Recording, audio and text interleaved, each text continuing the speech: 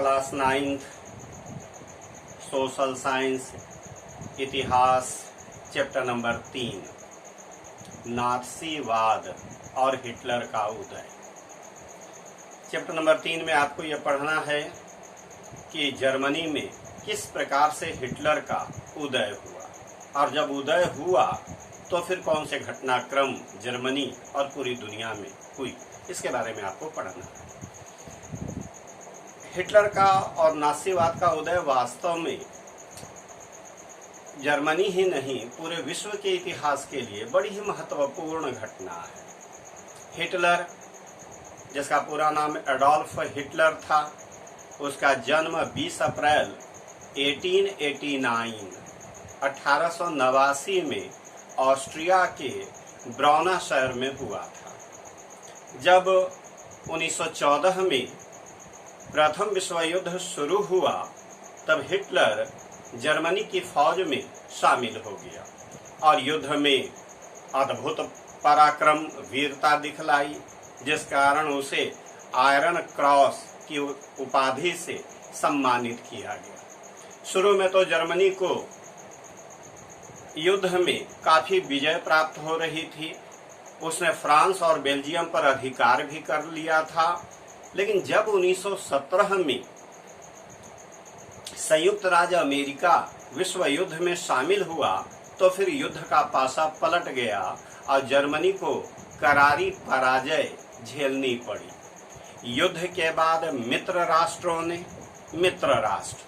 Actual में यहाँ पर आपको यह समझना होगा कि जो प्रथम विश्व युद्ध हुआ था वो मेनली दो पार्टी में हुई थी, जिसमें एक गुट का नाम त्रिराष्ट्रीय मैत्री था, इसे ही मित्र राष्ट्र भी कहा जाता है, और इस गुट में इंग्लैंड, फ्रांस और रूस शामिल थे। आगे चलकर इसी गुट में संयुक्त राज्य अमेरिका भी शामिल हो गया। दूसरा गुट त्रिराष्ट्रीय संघ था, जिसमें जर्मनी, ऑस्ट्रिया, हंगरी और इटली आदि देश शामिल थे। इन्हीं दो गुटों के बीच यह फर्स्ट वर्ल्ड वॉर हुआ था, जिसमें जर्मनी की बुरी तरह से पराजय हो गई थी। पराजय होने के बाद मित्र राष्ट्रों ने जर्मनी के साथ 28 जून 1919 में वर्साय की संधि की थी। यह संधि बहुत कठोर थी। इस संधि की जो शर्तें थी, उन शर्तों के अनुसार आल्सेस लारेन, दो प्रदेश थे, आल्सेस और लारेन, ये आल्सेस लारेन जर्मनी से छीन करके फ्रांस को दे दिया गया। जर्मनी का सार नामक कोयला की खदानें भी 15 वर्षों के लिए फ्रांस को दे दिया गया। युद्ध के लिए एकमात्र जर्मनी को जिम्मेदार ठहराया गया और युद्ध क्षतिपूर्ति के लिए जर्मनी पर 6 अरब पाउंड का आर्थिक दंड लगाया गया। जर्मनी की स्थल सेना 1 लाख तक सीमित कर दी गई और उसकी वायुसेना और नौसेना पर पूरी तरह से प्रतिबंध लगा दिया गया। तो यह संधि बड़ी ही कठोर संधि थी। इस संधि से जर्मनी को बड़ा नुकसान उठाना पड़ा था। यह संधि जर्मनी के लिए बड़ी ही अपमानजनक संधि थी। यही कारण है कि इस संधि को जर्मनी ने कभी भी हृदय से स्वीकार नहीं किया। सच्चाई तो यह है कि इस संधि से जर्मनी में प्रतिशोध की भावना पैदा हुई। इन्हीं परिस्थितियों में हिटलर का उदय हुआ। जिस समय हिटलर का उदय हुआ उस समय जर्मनी की हालत बड़ी खराब थी। तब वहाँ वाइमर सरकार, एक गणतंत्रात्मक सरकार वहाँ काम कर रही थी, जो बड़ी ही अलोकप्रिय हो चुकी थी। युद्ध के बाद जर्मनी की आर्थिक दशा बहुत खराब हो चुकी थी। खास करके विश्वव्यापी आर्थिक मंदी ने तो जर्मनी की कमर ही तोड़कर रख दी थी। जर्मनी में बेरोजगारों की संख्या 60 लाख तक जा पहुंची थी। जर्मन मुद्रा मार्क का मूल्य बड़ी तेजी से गिर रहा था। $1 में खरबों मार्क मिल रहे थे। वाइमर सरकार इन समस्याओं को हल करने में एकदम असफल रही। ऐसी ही परिस्थिति में हिटलर का उदय हुआ। हिटलर 1919 में जर्मन वर्कर्स पार्टी का सदस्य बना और फिर इस पार्टी का पुनर्गठन करके इसका नाम national socialist German workers party, national socialist German workers party रख दिया। और इसी पार्टी को संक्षेप में नाजी पार्टी कहा जाता है। हिटलर के जो सिद्धांत थे, जो राजनीतिक विचार थे, उसे ही नाजीवाद कहा जाता है।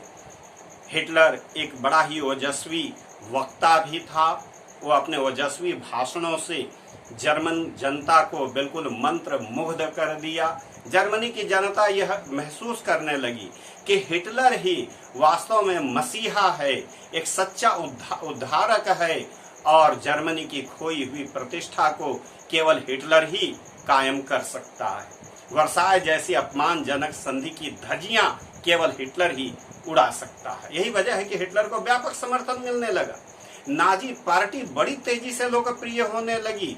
नाजी पार्टी का स्वस्तिक चिन्ह वाला झंडा घर घर में लहराने लगा और हिटलर और उसकी नाजी पार्टी को लोकप्रिय बनाने में उसका प्रचार मंत्री ग्योबल्स ने भी बहुत बड़ी भूमिका निभाई।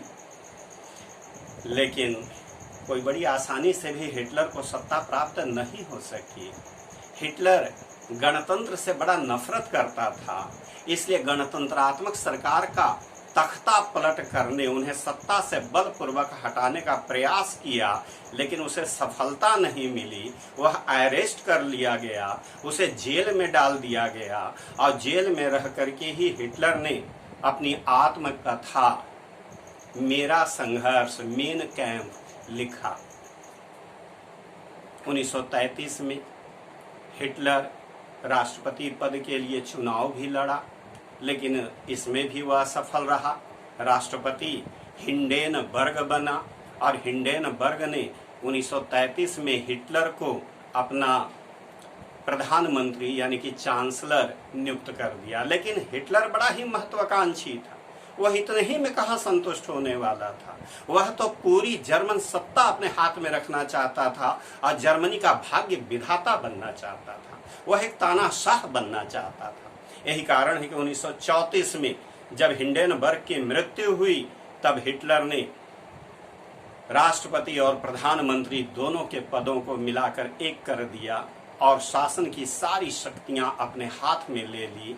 अब वह सही अर्थों में हिटलर जर्मनी का तानाशाह बन बैठा, वह भाग्य विधाता बन बैठा। अब पूरे राजनीति में 1945 तक केवल हिटलर का ही तूती बोलती रही। तो बेटा ये टॉपिक मैं यहीं पर समाप्त करता हूँ, लेकिन चैप्टर अभी समाप्त नहीं हुआ है। अब अगले क्लास में इसी टॉपिक से कि हिटलर 1934 में तानाशाह बन गया, उसके बाद हिटलर ने क्या किया, इसकी चर्चा मैं अगले क्लास में करूँगा। आज के लिए बस इतना ही। ठीक है।